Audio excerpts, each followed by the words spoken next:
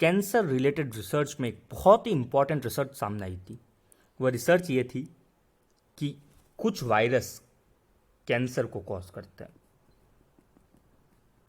क्यों ये बात बहुत इंपॉर्टेंट थी, आज अपन इसको डिस्कस करेंगे। आपकी यूनिवर्सिटी पॉइंट ऑफ व्यू से तो ये वीडियो बहुत इंपॉर्टेंट है ही, क्योंकि एक एग्जाम स्पेशल वीडियो है।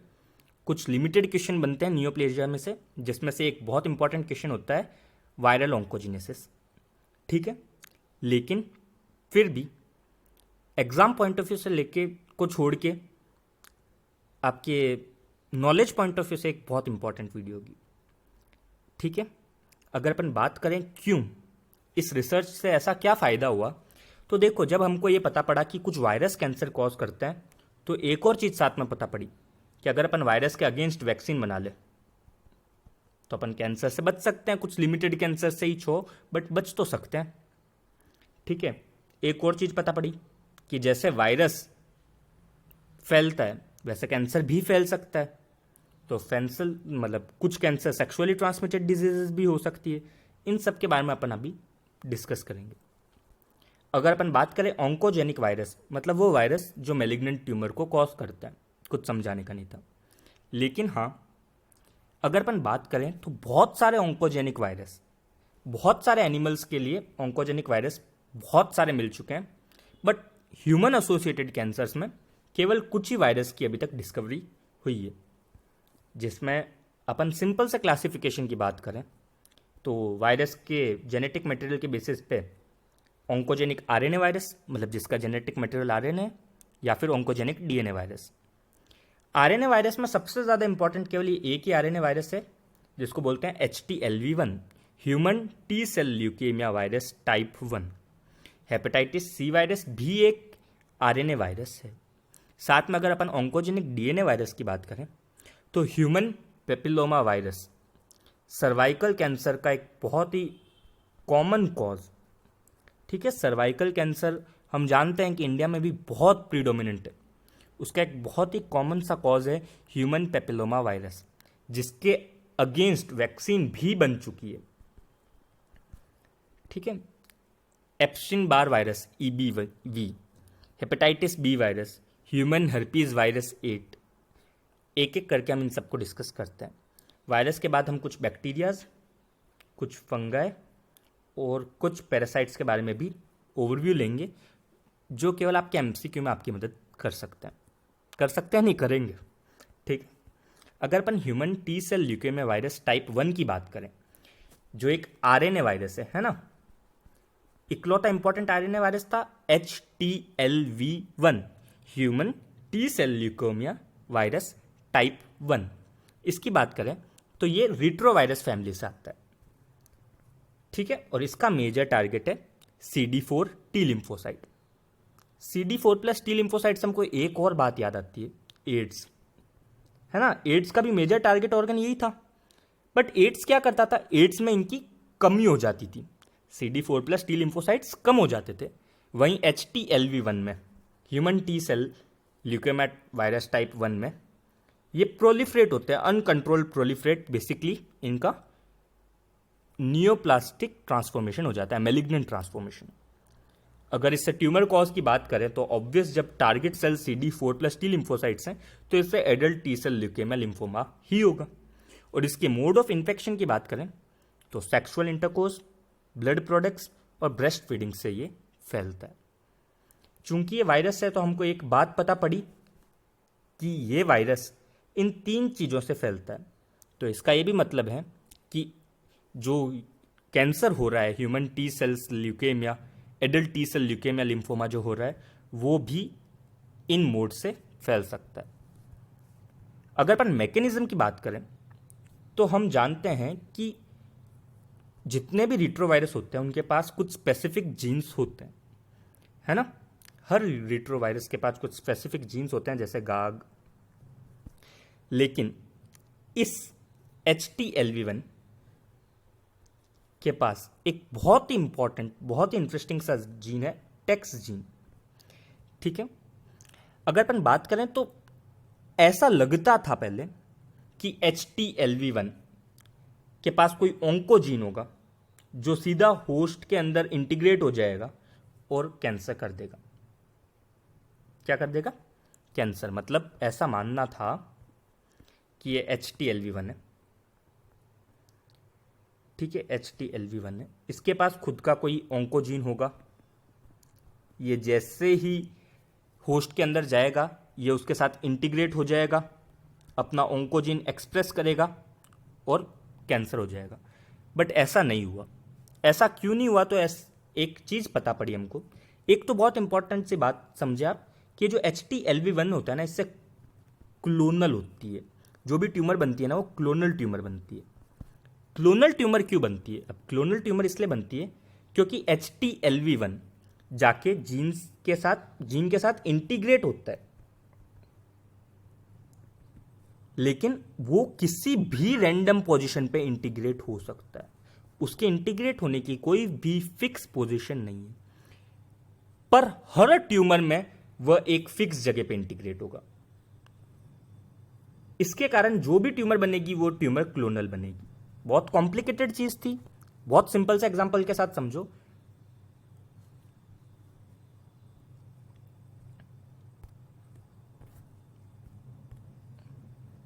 देखो ये वीडियो काफ़ी बड़ी होगी, most probably more than 1 hour, but important है। आप एग्ज़ाम से पहले एक बार ज़रूर देख लीजिएगा इसको, वाकई आपको यूज़ करेगी।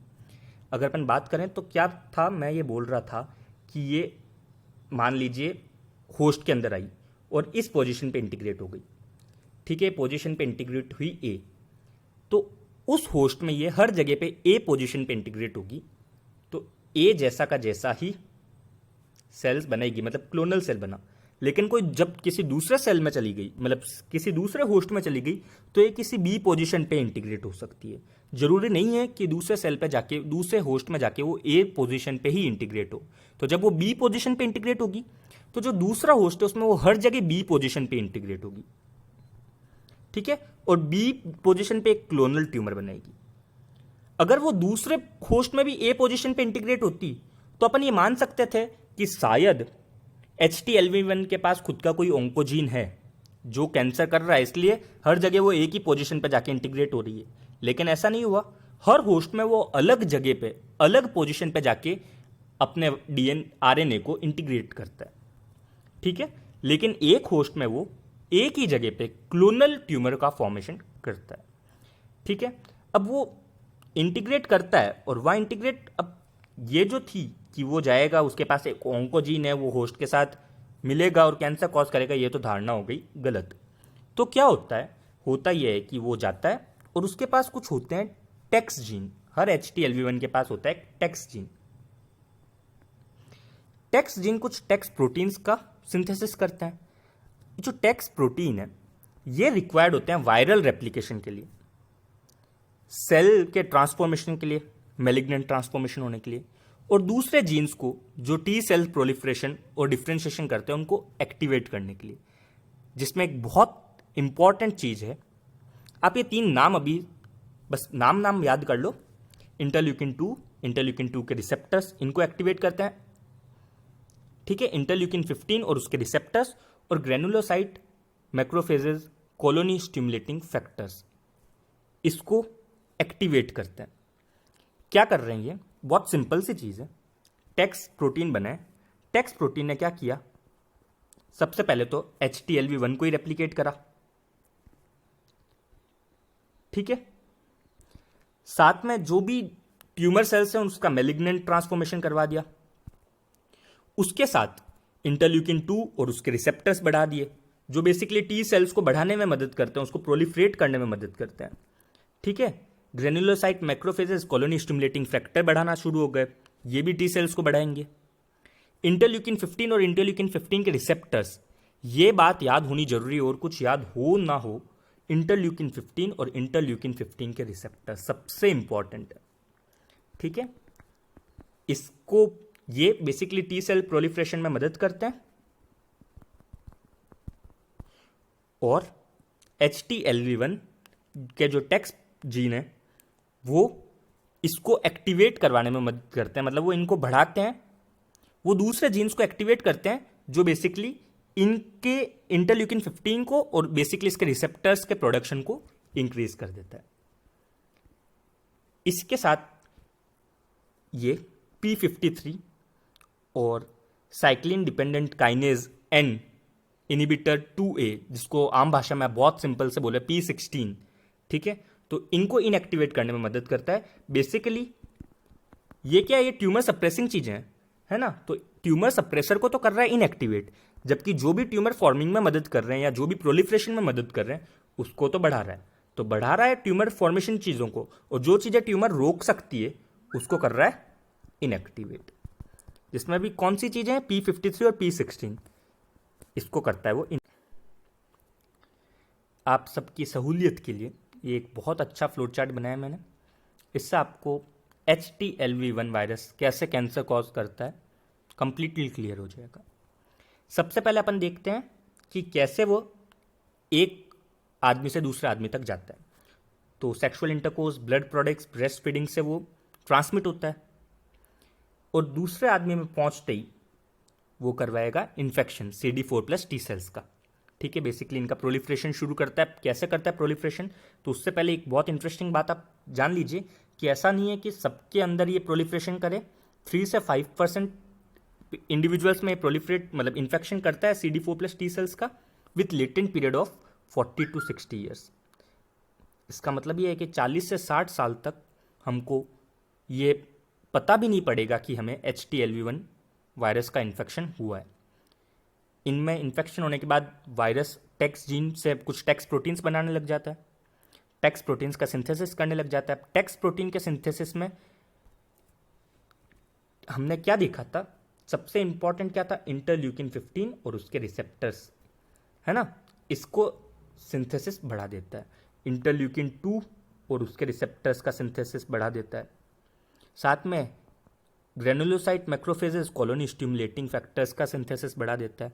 इनसे क्या होता है, तो चाहे वो इंटरल्यूकिन 15 हो या इंटरल्यूकिन 2 हो, साइटोकाइंस ही हैं ये, और उसके रिसेप्टर्स ये ऑटोक्राइन मतलब सेल्फ के ऊपर एक्ट करते हैं और पॉलीक्लोनल प्रोलिफरेशन करते हैं। मतलब ये है कि ये टी सेल है ना, इस टी सेल में टेक्स जीन का एक्टिवेशन हुआ है, ठीक है। टेक्स जीन के एक्टिवेशन के कारण इंटरल्यूकिन 15 का सिंथेसिस बढ़ा, और इसी के ऊपर इंटरल्यूकिन 15 के रिसेप्टर का मतलब सिंथेसिस बढ़ा, और इस इंटरल्यूकिन 15 ने इसके ऊपर ही एक्ट किया और इस सेल के प्रोलिफरेशन में मदद कर दी, ठीक है। ये अपना ऑटोक्राइन एक्शन करता है। साथ में granulocyte macrophages colony stimulating factors, है ना, टेक्स जीन इसका भी सिंथेसिस करवाता है। ये बेसिकली मैक्रोफेजेस को बढ़ाता है। क्या होता है, तो एक टी सेल जिसके अंदर वायरस का इन्फेक्शन हुआ है, इसने basically granulocyte macrophages colony stimulating factors को का सिंथेसिस बढ़ाया, जिसके कारण मैक्रोफेजेस बनने बढ़ गए। अब मैक्रोफेजेस क्या करते हैं, मैक्रोफेजेस कुछ टी सेल्स माइटोजन सिक्रीट करता है, ठीक है। ये टी सेल माइटोजेंस इसके ऊपर एक्ट करते हैं टी सेल के ऊपर, और टी सेल का प्रोलिफरेशन करवाते हैं। तो ये बेसिकली पेरेक्राइन प्रोलिफरेशन हुआ। ऑटोक्राइन प्रोलिफरेशन तो इंटरल्यूकिन 15 साइटोकाइन सोर्स से हो रहा था, जबकि पेरेक्राइन प्रोलिफरेशन मैक्रोफेजेस से हो रहा है। मैक्रोफेजेस क्या सिक्रेट कर रहे हैं, टी सेल्स माइटोजेंस। और मैक्रोफेजेस क्यों सिक्रेट हो रहे हैं, क्योंकि टेक्स जीन के कारण granulocyte macrophages colony stimulating factors का सिंथेसिस हो रहा है। इन सब से जो हो रहा है, इन सबसे हो रहा है basically polyclonal proliferation of T cells. T cells का पॉलीक्लोनल प्रोलिफरेशन हो रहा है। अब इसके साथ एक और चीज हो रही है। एक और चीज क्या हो रही है कि टेक्स जीन ने P53 और other genes controlling cell cycle जैसे P16, है ना, इनको भी इनएक्टिवेट कर दिया है। तो पॉलीक्लोनल प्रोलिफरेशन हो चुका है अभी तक, और इनके इनएक्टिवेशन के कारण एक अनकंट्रोल्ड सेल साइकिल हो रही है, जिसमें न्यू म्यूटेशंस और बहुत ज़्यादा हो रहे हैं। साथ में जीनोम बहुत ही इनस्टेबल है, जीनोम इनस्टेबल है, DNA रिपेयर मैकेनिज्म डैमेज हो चुका है, ठीक है। इन सब के कारण बेसिकली सबसे इंपॉर्टेंट तो P16, ठीक है, P16 P53 जीन, इन सब के कारण जीनोमिक इंस्टेबिलिटी से जो पॉलीक्लोनल प्रोलिफरेशन था वो मोनोक्लोनल प्रोडक्शन हो जाता है, जिसके कारण टी सेल ल्यूकेमिया हो गया। जितने भी चेक पॉइंट्स हैं, उन सब चेक पॉइंट्स पे जो भी रिपेयर मैकेनिज्म चलता है डैमेज को कंट्रोल करने का, वो सब कंप्लीटली शट डाउन हो जाता है और उसके कारण जो पॉलीक्लोनल प्रोलिफरेशन है वो मोनोक्लोनल प्रोडक्शन में कन्वर्ट हो जाता है, जो टी सेल ल्यूकेमिया। अभी तक हमने केवल एक वायरस के बारे में डिस्कस किया है जो था HTLV1, RNA वायरस था। अब हम DNA वायरस की तरफ बढ़ रहे हैं, मतलब वो वायरस जिनका जेनेटिक मटेरियल DNA है और वो कैंसर कॉज करते हैं, जिसमें एक बहुत ही कॉमन सा वायरस है human papilloma virus. Human papilloma virus HPV, इसके बारे में एक बहुत इंटरेस्टिंग सी बात पढ़ें तो इसकी की पूरी लाइफ साइकिल स्क्वेमस सेल्स में ही बीत जाती है। एक इमैच्योर स्क्वेमस सेल को ये इन्फेक्ट करता है, जबकि maturing non proliferating squamous cell में रेप्लिकेट होता है। ठीक है, बहुत टाइप के होते हैं HPV। कुछ लो रिस्क होते हैं जो बेसिकली बेनाइन लीजन कॉज करते हैं, जबकि कुछ वायरस हाई रिस्क होते हैं जो मैलिग्नेंट लीजन्स कॉज करते हैं। अगर अपन बात करें तो HPV human papilloma virus type 1, 2, 4, 7 ये लो रिस्क वायरसेस हैं जो बेनाइन रीजन करते हैं, यूजुअली वार्ड्स मतलब मस्से, चेहरे पर मस्से वगैरह इससे होते हैं। जेनाइटल वार्ड्स की बात करें तो ये भी एक low risk human papilloma virus 6 और 11 के कारण होते हैं, जबकि ह्यूमन पेपिलोमा वायरस 16 और 18 ये दो वायरस हाई रिस्क है जो कैंसर्स कॉज करते हैं। हम जानते हैं कि पूरी की पूरी लाइफ साइकिल चूंकि स्क्वेमस सेल्स में होती है, तो स्क्वेमस सेल्स कार्सिनोमास को ही कॉज करेंगे, जिसमें भी सबसे ज़्यादा कॉमन है सर्विक्स के, और अपने इंडिया में भी सर्विक्स के स्क्वेमस सेल्स मतलब कार्सिनोमास काफ़ी होते हैं।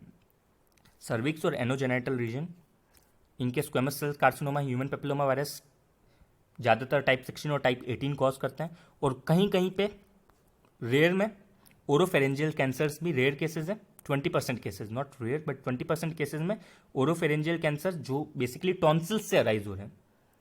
ओरोफेरेंजियल कैंसर्स वो भी बेसिकली कहाँ से अराइज हो रहे हैं, जो टॉन्सिल्स से बेसिकली जो ओरोफेरेंजियल कैंसर्स अराइज होते हैं वो भी ह्यूमन पेपिलोमा वायरस से ही होते हैं। अगर हम एक और बहुत इंटरेस्टिंग बात करें तो human papilloma virus itself is not sufficient for carcinogenesis. उसके साथ कुछ को ट्रांसफेक्शन होता है म्यूटेटेड RAS जीन का, या फिर कुछ एनवायरमेंटल फैक्टर्स जैसे कि स्मोकिंग, डाइटरी डेफिशिएंसीज,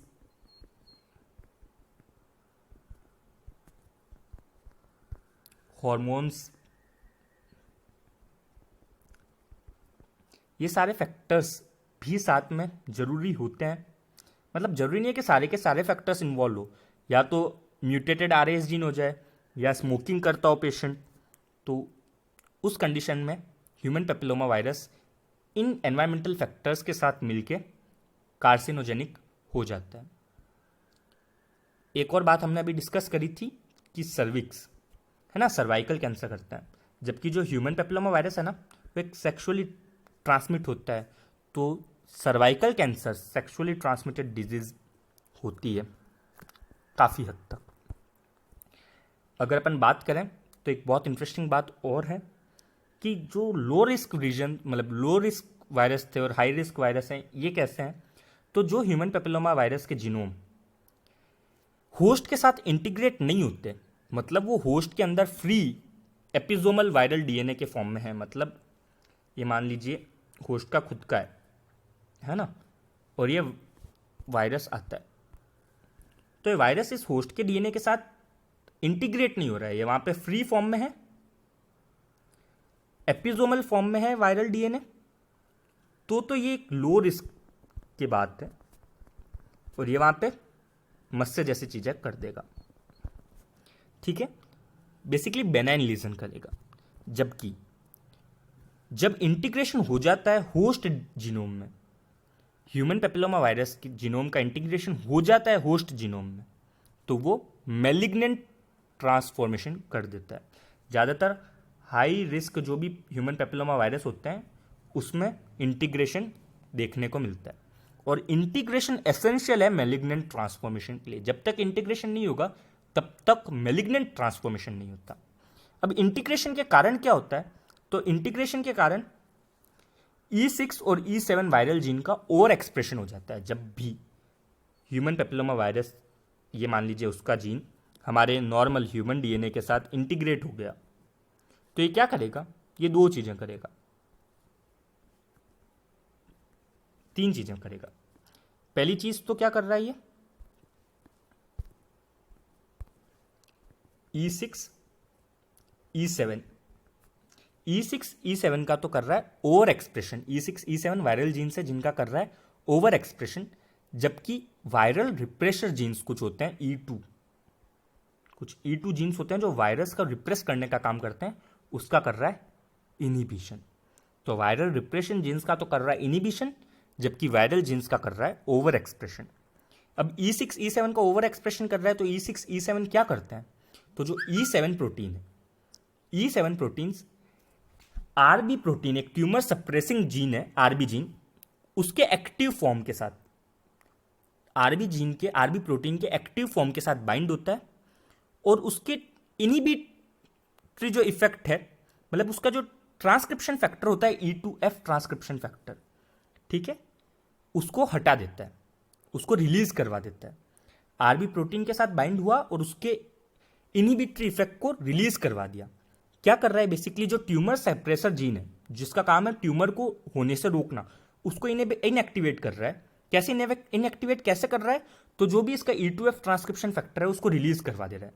जब तक E2F ट्रांसक्रिप्शन फैक्टर है ये एक्टिव है, tumour suppressing RB gene active है, ये ट्यूमर होने देगा नहीं।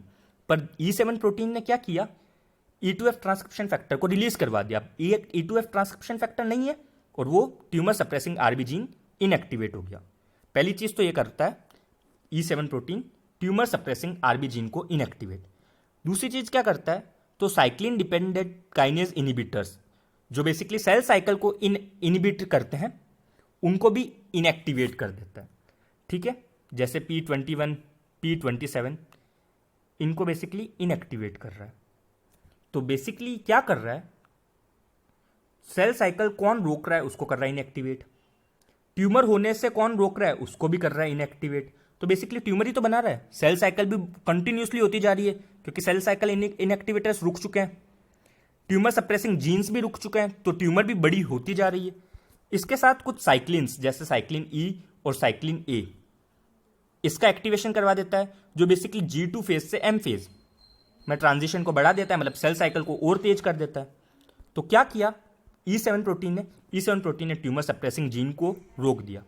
साथ में E7 मतलब साथ में क्या किया, तो जो सेल साइकिल्स के इनहिबिटर्स है उनको भी इनएक्टिवेट कर दिया। उसके साथ क्या कर रहे हैं, साइक्लिन्स जो सेल साइकिल को बढ़ाने का काम कर रहे हैं उनको एक्टिवेट कर देता है।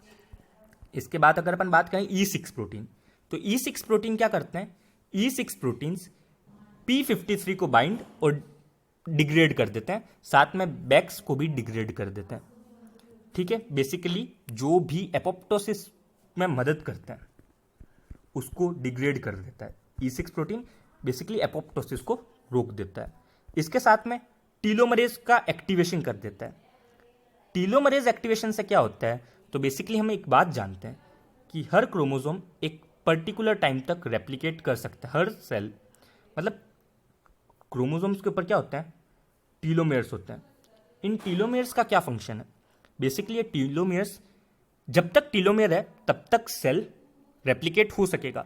जैसे ही सेल का टीलोमेयर खत्म हो जाएगा वैसे ही उसके क्रोमोसोम्स फ्यूज हो जाएंगे और वो सेल उसके बाद रेप्लिकेट नहीं हो सकता। और इन टीलोमेयर को कौन बनाता है, टीलोमरेज, ठीक है। तो टीलोमेयर को किसने बनाया, टीलोमरेज। जब तक टीलोमेयर है तब तक सेल रेप्लिकेट करेगा, जैसे ही टीलोमेयर खत्म वैसे ही सेल रेप्लिकेशन खत्म। तो E6 प्रोटीन क्या क्या कर रहा है, E6 प्रोटीन भी वही काम कर रहा है जो E7 कर रहा था, एपोप्टोसिस को रोक रहा है, मतलब ट्यूमर जो बनता जा रहा है वो बनता रहेगा, और टीलोमरेज को एक्टिवेट कर रहा है ताकि जो सेल रेप्लिकेट हो रहा है वो रेप्लिकेट होता रहेगा। जैसे ही टीलोमेयर खत्म वो सेल रेप्लिकेट होना ऑटोमेटिकली बंद हो जाएगा, पर टीलोमरेज एक्टिवेट कर चुका है। P53 को लेके एक और बहुत इंटरेस्टिंग बात है कि P53 पॉलीमॉर्फिक जीन है। P53 की जो 72 पोजीशन होती है ना, P53 की जो 72 P53 का जो जीन होता है बेसिकली उसकी जो 72nd पोजीशन होती है उस पर प्रोलीन भी हो सकता है और आर्जिनिन भी हो सकता है, ठीक है। लेकिन E6 प्रोटीन आर्जिनिन वाले को लेके ज़्यादा ससेप्टेबल है। मतलब जिन पेशेंट्स में P53 जीन के 72nd पोजीशन पे आर्जिनिन है वो E6 प्रोटीन उसको इजीली बाइंड और उससे इजीली डिग्रेड कर देता है। तो ये भी एक बहुत इंटरेस्टिंग बात थी। तो बेसिकली इस तरह से human papilloma virus cancer cause करता है जब E6 और E7 दोनों मिल जाते हैं, है ना। बेसिकली हो तो दोनों ही रहे, तो क्या क्या हो रहा है, ट्यूमर सप्रेसिंग जीन इनएक्टिवेट हो रहा है, सेल साइकिल को बेसिकली जो इनएक्टिवेट कर रहे हैं, सेल साइकिल से जो इनिबिटर्स हैं वो इनएक्टिवेट हो रहे हैं, सेल साइकिल प्रमोटर्स जैसे साइक्लिन्स वो कुछ ज़्यादा ही एक्टिवेट हो रहे हैं, जो भी एपोप्टोसिस रेगुलेटर्स है वो इनएक्टिवेट हो रहे हैं, टीलोमरेज एक्टिवेट हो रहे हैं। इनके कारण जीनोमिक इंस्टेबिलिटी होती है और कैंसर कॉज हो जाता है। तो ये तो था अपना बेसिकली। और एक और बहुत इंपॉर्टेंट बात कि इसको लेके ह्यूमन पेपिलोमा वायरस की वैक्सीन भी आ चुकी है।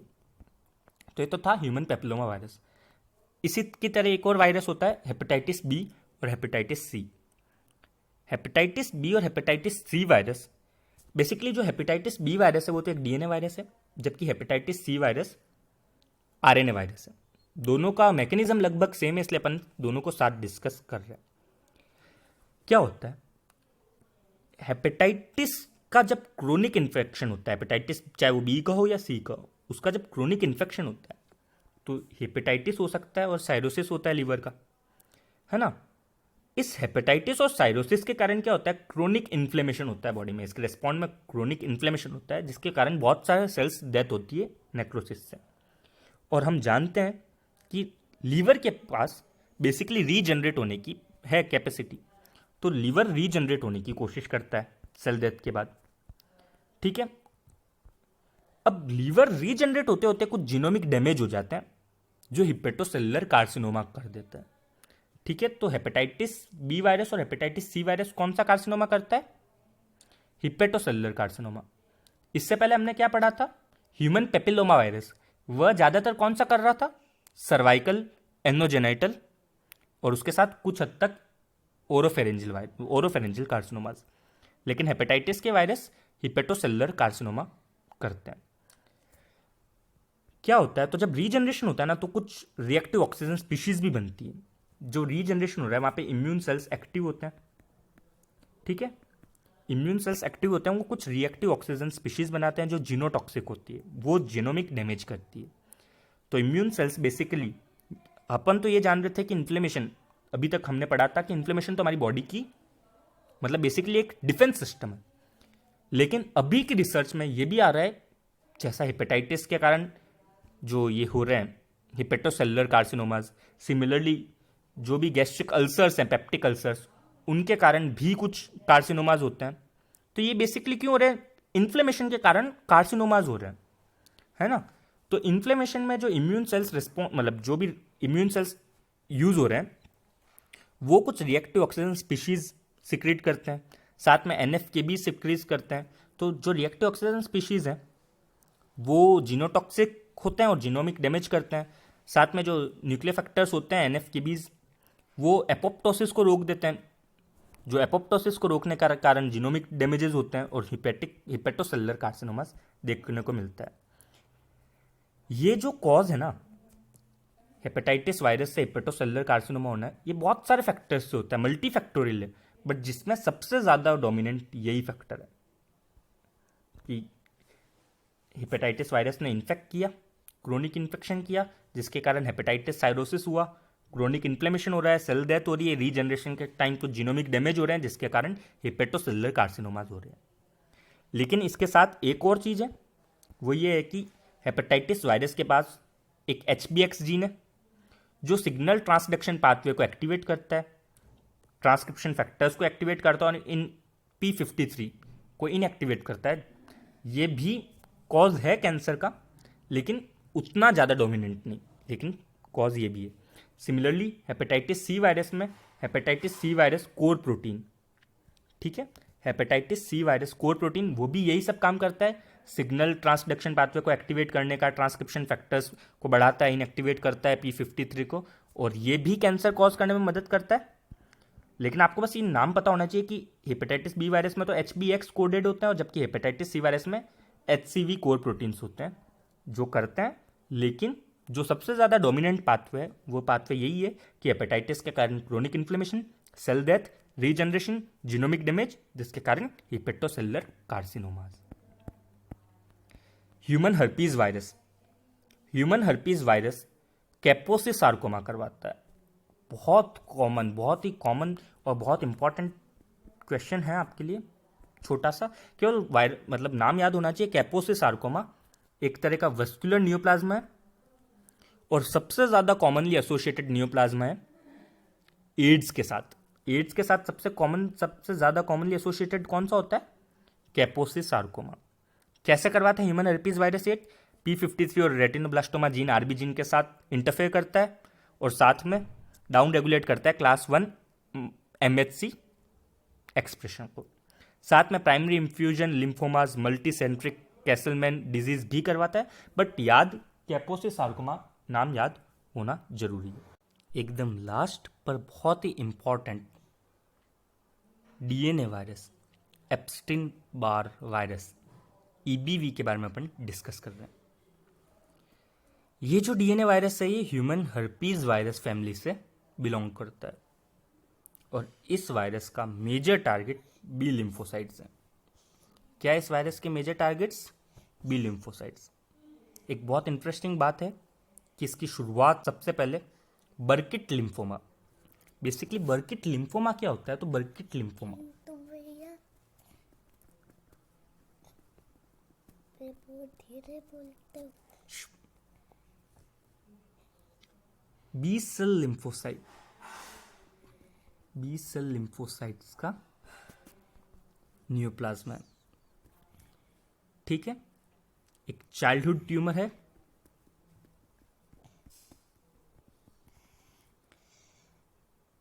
जो ज्यादातर अफ्रीकन लोगों में पाए जाते हैं। अफ्रीका में बेसिकली एंडेमिक है, इतना एंडेमिक कि 90% ट्यूमर्स में, अफ्रीका के 90% ट्यूमर में एप्स्टीन बार वायरस मिलता है। लेकिन एक बहुत इंटरेस्टिंग बात एक और है कि जो एप्स्टीन बार वायरस है वो पूरी दुनिया के लोगों को कहीं ना कहीं इन्फेक्ट करता है, लेकिन पूरी दुनिया के लोगों में वो बेसिकली कैंसर कॉज नहीं कर पाता। एप्स्टीन बार वायरस जो होता है उसको किसिंग वायरस भी कहते हैं, क्योंकि बेसिकली ये सलाइवा से ट्रांसमिट होता है। ये एक तरह सा ये किसिंग वायरस है, किस से ट्रांसमिट होता है और ज़्यादातर लोगों में केवल और केवल टॉन्सिलाइटिस, ग्लैंडुलर फीवर तक कराता है, लेकिन अफ्रीका के लोगों में कैंसर तक करा देता है। क्यों? ऐसा क्या होता है? और आउटसाइड अफ्रीका केवल 15 से 20% लोगों में कैंसर करा पाता है, लेकिन अफ्रीका में ये ज़्यादातर लोगों में कैंसर करा देता है। वहाँ पे बेसिकली एंडेमिक होता है। इसके बारे में भी अपन देखेंगे। साथ में बी सेल्स लिम्फोमा भी ट्यूमर्स कॉज हो सकते हैं, ज़्यादातर उन पेशेंट्स में जो इम्यूनोसप्रेस्ड है, जिनके टी सेल्स प्रॉपर बिहेव नहीं कर रहे हैं। हॉटकिन लिम्फोमा, साथ में T cells lymphoma, natural killer cells lymphoma, ये सब लिम्फोमास कराता है। इसी के साथ कुछ नेजोफेरेंजियल कार्सिनोमास, गैस्ट्रिक कार्सिनोमास और बहुत रेयरली सार्कोमास, इसको भी कॉज करता है एप्स्टीन बार वायरस। इंपॉर्टेंट बात करें तो African form of Burkitt lymphoma, nasopharyngeal carcinoma, B cells lymphoma और कुछ कैटेगरीज ऑफ हॉटकिन लिम्फोमास के बारे में, इन 4 के बारे में आपको याद होना जरूरी इंपॉर्टेंट है। और आप कुछ लिखें ना लिखें, इन 4 को लिखना जरूर। अगर अपन बात करें एप्स्टीन बार वायरस की बात करें तो एप्स्टीन बार वायरस जो लिम्फोसाइट्स होते हैं ना, उनके मेम्ब्रेन पे CD21 रिसेप्टर्स, हमारे कॉम्प्लीमेंट सिस्टम के रिसेप्टर होता है CD21 रिसेप्टर, हमारे बेसिकली इम्यूनिटी में एक बहुत प्रोमिनेंट रोल प्ले करता है CD21 रिसेप्टर्स। इसके साथ ही बाइंड होते हैं और बी सेल्स को इन्फेक्ट कर देते हैं। और इस इन्फेक्शन की एक और बहुत इंटरेस्टिंग सी बात बताता हूँ मैं आपको कि ये इन्फेक्ट करके दो पाथवे से आगे बढ़ सकते हैं। पहला लिटिक पाथवे, दूसरा लेटेंट पाथवे। क्या अंतर है लिटिक और लेटेंट पाथवे में? तो बेसिकली अंतर इतना सा है कि जो लिटिक पाथवे है उसमें क्या होता है कि जो इन्फेक्टेड बी लिम्फोसाइट है वो लाइसिस हो जाता है उस सेल का, जिसके कारण वायरॉन्स रिलीज हो जाते हैं और नए सेल्स को इन्फेक्ट करते हैं। मतलब क्या हो रहा है कि जिस सेल को इन्फेक्ट किया उस सेल का लाइसिस हो गया, जिसके बहुत सारे वायरॉन्स बाहर निकले, उन्होंने बहुत सारे सेल्स को इन्फेक्ट कर दिया। लेकिन कुछ ही पेशेंट्स में ये वाला पाथवे फॉलो होता है। ज्यादातर पेशेंट्स में कौन सा पाथवे फॉलो होता है? Latent pathway. क्या है लेटेंट पाथवे और क्या मतलब है लेटेंट से? लेटेंट पाथवे का मतलब ये है कि जो वायरस है, बेसिकली ये बी सेल है ना, इस बी सेल के अंदर वायरस आया, वो वायरस अपनी काम की चीजें ट्रांसक्राइब करवा रहा है। हर एक चीज को ट्रांसक्राइब नहीं कर रहा और खुद को रेप्लिकेट नहीं कर रहा, केवल और केवल अपनी काम की चीजों को ट्रांसक्राइब कर रहा है। और इसकी काम की चीजें इतनी खतरनाक हैं कि वो ये काम की चीजें इस बी सेल को इमोर्टलाइज कर देती है। अब वो बी सेल मरेगी नहीं। कमाल की बात सुनो, कोई भी नया वायरस रेप्लिकेट नहीं हुआ है, ठीक है, कोई भी नया वायरस नहीं बना है। इसके कारण ये लेटेंट है, छुपा हुआ है वो वायरस, कोई भी नया वायरस सामने आ ही नहीं रहा है। लेकिन चूंकि ये बी सेल्स इमोर्टलाइज हो गई है तो जो वायरस उसके अंदर था वो इमोर्टलाइज हो गया। ये बी सेल्स रेप्लिकेट हो रही है तो जो इसके अंदर वायरस है वो रेप्लिकेट हो रहा है, लेकिन कोई नया वायरस नहीं बन रहा। केवल वो वायरस की काम की चीजें जो भी है वो रेप्लिकेट हो रही है। और वायरस ने मतलब बेसिकली एक बी सेल ले लिया और वो बी सेल बेसिकली इस वायरस का हो गया। ना तो वायरस मर रहा है ना बी सेल मर रही है। और जैसे जैसे बी सेल रेप्लिकेट हो रही है वायरस भी रेप्लिकेट होता जा रहा है। और ऐसा सब क्यों हो रहा है? क्योंकि कुछ ईबीवी कोडेड, ईबीवी मतलब Epstein Barr virus, EBV coded genes और वायरल साइटोकाइंस है। एक और बहुत इंपॉर्टेंट चीज है कि जो लेटेंट पाथवे है ना, इस लेटेंट पाथवे में जो भी सेल्स हैं, साइटोटॉक्सिक टी सेल्स, हमारी बॉडी के जो टी सेल्स हैं वो इस वायरस, इस जो क्या है आपका इन्फेक्टेड सेल है, इसको डैमेज कर सकती है। हमारी बॉडी की इन्फेक्टेड सेल्स इसको हमारी बॉडी की जो टी सेल्स है वो इस इन्फेक्टेड सेल को डैमेज कर सकती है, ख़त्म कर सकती है और करती भी है। लेकिन कुछ सेल्स बच जाती है जो बेसिकली कैंसर कॉज कर देती है, आगे बढ़ जाती है। ये ईबीवी कोडेड जीन्स थे। तो ये कौन कौन से ईबीवी कोडेड जीन है? सबसे इंपॉर्टेंट है LMP1, लेटेंट मेम्ब्रेन प्रोटीन 1। सबसे इंपॉर्टेंट कौन सा है? LMP1, latent membrane protein 1। LMP1 क्या एक ऑन्कोजीन है। ये कुछ न्यूक्लियर फैक्टर्स को और कुछ सिग्नल पाथवे को एक्टिवेट कर देती है जो बी सेल सर्वाइवल को प्रमोट करता है, ठीक है। और उसी के साथ बी सेल लिम्फोमा 2, BCL2, हम एपोप्टोसिस में पढ़ चुके हैं BCL2 के बारे में, उसको एक्टिवेट कर देती है जो एपोप्टोसिस को प्रिवेंट कर देता है। तो बेसिकली बी सेल का सर्वाइवल हो रहा है जबकि उसका एपोप्टोसिस नहीं हो रहा, जिसके कारण बी सेल प्रोलिफरेट हो रही है। LMP1 बेसिकली बी सेल का प्रोलिफरेशन बढ़ा रहा है और उसके एपोप्टोसिस को रोक रहा है। इसी के साथ एक बहुत इंटरेस्टिंग बात और बहुत इंपॉर्टेंट बात और ये है कि हमारी जो बी सेल्स होती है ना उसके ऊपर एक CD40, एक सेकेंड ना, CD40 जो होते हैं हमारी लिम्फोसाइट्स के ऊपर, बेसिकली लिम्फोसाइट्स को प्रोलिफरेट करने के लिए नेचुरल पाथवेज होते हैं। ये जो LMP प्रोटीन्स है ना, ये इसी पाथवे को मिमिक कर रहा है। मतलब उस लिम्फोसाइट को ऐसा लग रहा है कि नेचुरली CD40 एक्टिवेट हुए हैं जो उसको प्रोलिफरेट होने का ऑर्डर दे रहे हैं, जबकि वो ऐसा नहीं हो रहा है, वो एक्टिवेट हुए हैं LMP1, ठीक है। इसी के साथ EBNA, एप्स्टीन बार न्यूक्लियर एंटीजन 2, EBNA भी कुछ EBV कोडेड जीन है जो बेसिकली कुछ होस्ट जीन्स का ट्रांसक्रिप्शन को प्रमोट करते हैं, जिसमें सबसे कॉमन है साइक्लिन D, जो बी सेल्स का मतलब बी सेल्स के प्रोलिफरेशन में मदद करते हैं। उसी के साथ SRC फैमिली के प्रोटो ऑन्कोजीन्स को, जो SRC फैमिली है उसके प्रोटो ऑन्कोजीन्स को एक्टिवेट कर देते हैं, जो मदद करती है किस चीज में? बेसिकली बी सेल्स के ट्यूमर फॉर्मेशन में।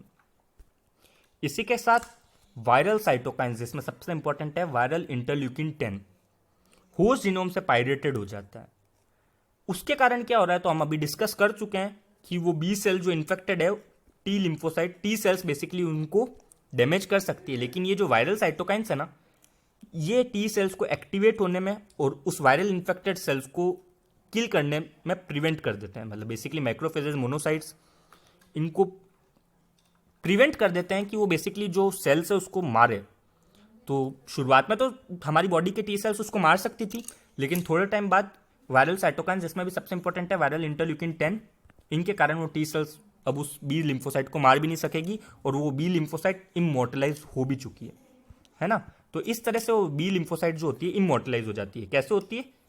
बेसिकली हमने ये पढ़ा था कि इमोर्टलाइज हो जाती है कुछ ईबीवी कोडेड जीन्स से और वायरल साइटोकाइन से। कैसे? तो कुछ ईबीवी कोडेड जीन्स है जैसे एलएमपी1, ये बेसिकली बी सेल्स सर्वाइवल को प्रमोट करता है, साथ में जो एपोप्टोसिस है उसको प्रिवेंट कर रहा है, जिसके साथ कारण बी सेल बढ़ती जा रही है। EBNA2 कुछ होस्ट जीन्स को प्रमोट कर रहा है जैसे साइक्लिन डी है, और SRC फैमिली के प्रोटो ऑन्कोजेंस को एक्टिवेट कर रहा है, जिसके कारण बी सेल बढ़ती जा रही है। और viral cytokines VIL10, viral interleukin 10, इकलौता जो हमारे पास एक ही प्रोसेस बचा था, एक ही बचा थी आशा की किरण, क्या थी कि हम उस बी इन्फेक्टेड बी सेल को मार दें, पर ये वायरल साइटोकाइंस उसको भी रोक देता है, हम मार भी नहीं सकते। इस तरह से हमारे बेसिकली जो भी बी सेल्स हैं वो बढ़ते जा रहे हैं। बट वो अफ्रीका के लोगों में ज़्यादा क्यों बढ़ रहे हैं? तो सबसे पहले अपन बर्किट लिम्फोमा को समझते हैं। बर्किट लिम्फोमा क्या है? तो Burkitt lymphoma basically polyclonal B cell mitogens, मतलब बर्किट लिम्फोमा क्या होता है, ईबीवी जो है एप्शन बार वायरस, ये polyclonal B cell mitogens release करते हैं जो अपने ऊपर तक पड़ा, जो बेसिकली बी सेल्स के प्रोलिफरेशन में मदद कर रहे हैं। उसके कारण क्या होता है? 814 ट्रांसलोकेशन, ये सबसे इंपॉर्टेंट है मैलिग्नेंट ट्रांसफॉर्मेशन के लिए कि 814 ट्रांसलोकेशन होता है, जिसके कारण CMYC ओंकोजिन एक्टिवेट हो जाता है, जो कुछ नए ग्रोथ फैक्टर्स रेगुलेशन में मतलब करते हैं, और जिसके कारण बेसिकली लिम्फोमा हो जाता है। तो लिम्फोमा होने के लिए सबसे इंपॉर्टेंट बात केवल इतनी सी याद रखनी जरूरी है कि ट्रांसलोकेशन होता है। ट्रांसलोकेशन बहुत जरूरी है बर्किट लिम्फोमा होने के लिए। और अफ्रीका के लोगों में ज़्यादा क्यों होता है? क्योंकि नॉर्मली क्या होता है कि जो EBV इन्फेक्टेड बी सेल्स है ना, वो सप्रेसर टी सेल्स उसको क्या करते हैं? कंट्रोल कर देते हैं। लेकिन अफ्रीका के लोगों में क्या होता है? मलेरिया और बहुत सारे इन्फेक्शंस जो बेसिकली हमारी बॉडी के सप्रेसर टी सेल्स को काफ़ी हद तक मतलब उसकी कमी करवा देते हैं, जिसके कारण वहाँ के लोगों में जो बर्किट लिम्फोमा है वो एंडेमिक है। क्यों एंडेमिक है? क्योंकि वहाँ पे T cells, suppressor T cells की कमी है। अब चूंकि वहाँ पे सप्रेसर टी सेल्स की कमी है, उसके कारण वहाँ पे इन्फेक्शंस होने के कारण और मलेरिया होने के कारण जो हमारे पास इकलौता पाथवे था उसको कंट्रोल करने का, वो रुक जाता है। बाकी जो इम्यूनोलॉजिकली नॉर्मल पर्सन्स होते हैं ना, उसमें तो जो EBV इन्फेक्टेड है ना, वो असिम्टोमेटिक होते हैं, ज़्यादा से ज़्यादा पीरियोडिक मोनोन्यूक्लियोसिस शो कर सकते हैं, ग्लैंडुलर फीवर शो कर सकते हैं। लेकिन अफ्रीका के लोगों में मलेरिया और के कारण ये बर्किट लिम्फोमा तक बात पहुंच जाती है। तो ये तो हमने बेसिकली सारे किन के बारे में डिस्कस कर लिया? वायरस के बारे में डिस्कस कर लिया। अब अपन कुछ बैक्टीरियाज के बारे में डिस्कस कर लेते हैं, जिसमें सबसे इंपॉर्टेंट बैक्टीरिया होती है Helicobacter pylori. Peptic ulcer cause करती है, हम जानते हैं, लेकिन इसके साथ गैस्ट्रिक एडिनोकार्सिनोमास और गैस्ट्रिक लिम्फोमास तक भी कॉज करती है। ठीक है, कैसे? सिमिलर टू हेपेटाइटिस, जो हमने हेपेटाइटिस बी और हेपेटाइटिस सी पढ़ा था, वो क्या कर रहे थे? लीवर कार्सिनोमा कर रहे थे। कैसे कर रहे थे? क्या हो रहा था वहाँ पे सिंपल सी बात ही हो रही थी कि क्रोनिक इन्फेक्शन हो रहा था, जिसके कारण साइरोसिस वगैरह हो रही थी। यहाँ पे क्या हो रहा है? क्रोनिक इन्फेक्शन के कारण बेसिकली हो क्या रहा है? पेप्टिक अल्सर हो रहा है, जिसके कारण गैस्ट्रिक एट्रोफी हो रही है। अब गैस्ट्रिक एट्रोफी के कारण इंटेस्टाइनल मेटाप्लेजिया हो रहा है, मेटाप्लेजिया डिस्प्लेजिया में कन्वर्ट होता है और वो कैंसर कॉज कर देता है। इसी के साथ एक CAG जीन होता है जो गैस्ट्रिक एपिथेलियल सेल्स को पेनिट्रेट करता है और कुछ सिग्नल पाथवे को इनिशिएट कर देता है, जो भी आगे कैंसर कॉज कर देते हैं। सिमिलरली हेलिकोबैक्टर पाइलोरी के इन्फेक्शन से कुछ रिएक्टिव टी सेल्स का एक्टिवेशन हो जाता है जो पॉलीक्लोनल बी सेल प्रोलिफरेशन करवाती है। अब पॉलीक्लोनल बी सेल प्रोलिफरेशन में धीमे धीमे म्यूटेशन होता है जो मोनोक्लोनल प्रोलिफरेशन करवा देता है, जिसके कारण कुछ म्यूकोजल एसोसिएटेड लिम्फोइड ओमाज मतलब लिम्फोमाज माल्टोमाज देखने को मिलते हैं। ठीक है, ये माल्टोमास बी सेल ओरिजिन के हैं, similar to hepatitis B, hepatitis C. इतना दिमाग में होना चाहिए कि Helicobacter pylori first carcinogenic bacteria है, जिसमें भी सबसे ज़्यादा कॉमन क्या है, बात है कि एक पेप्टिक अल्सर के साथ साथ गैस्ट्रिक एडिनोकार्सिनोमा और गैस्ट्रिक लिम्फोमास कॉज कर देती है। और साथ में CAG-A जीन के बारे में भी आपको पता होना चाहिए। इसके साथ कुछ फंगाई होते हैं, ये फंगाई कुछ माइकोटॉक्सिन्स रिलीज करते हैं। माइकोटॉक्सिन्स यानी वो टॉक्सिन जो कैंसर कॉज करते हैं। जैसे फंगाई का एग्जांपल है एस्परगिलस फ्लेवर्स। ये अल्फा टॉक्सिन B1 रिलीज करती है जो हिपेटोसेलुलर कार्सिनोमा करवाते हैं। और कुछ पैरासाइट्स की बात करें, इनके नाम आपको पता होने चाहिए, जैसे सिस्टोसोमा यूरिनरी ब्लैडर का कार्सिनोमा करवाती है, और यूरिन जो अफेक्टेड टिश्यू होते हैं ना, वहाँ पे इसके ओवाज देखने को पाए जाते हैं, मतलब मिलते हैं, देखने को मिलते हैं। साथ में क्लोनोसिस साइनेसिस, ये एडिनोम कार्सिनोमा करवाती है बाइल डक्ट का, जिसको कॉल एंजियो कार्सिनोमा कहते हैं।